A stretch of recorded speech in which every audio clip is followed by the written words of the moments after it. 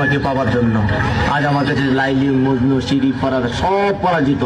আমার ভালোবাসা আজ আমি ধন্য করেছি।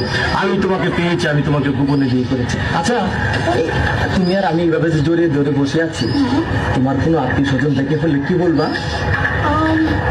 আমার কেউ আপনি সেখান থেকে বললে বলবো তুমি আমাদের বাসায় চাকর। আমি তোমার বাসার কাজে থাকো? না না না, বলবো এই জানোয়ারটা আমাকে জোর করে ধরে নিয়ে এসেছে। কি?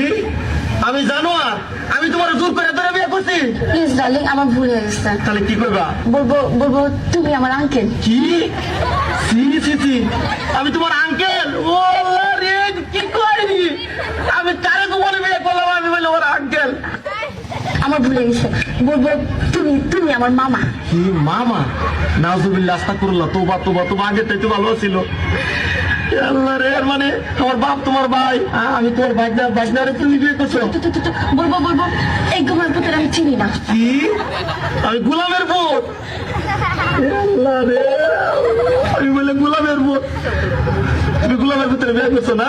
তুমি আমার কথা শোনো। এই শোনো না, চলো না আমরা গান গেতে গেতে পাশে যাই। শোনো, আমি তোমার একটা কথা কই, এখনো তো কেউ জানে না তোমার মতো এই জিনিসের তো আমি বিয়ে করছি গোপনে। তুমি একটা কাজ করো, তোমার আমি তালাক দিয়ে দেয়, তুমি আমার তালাক দিয়ে দাও, বুঝছো?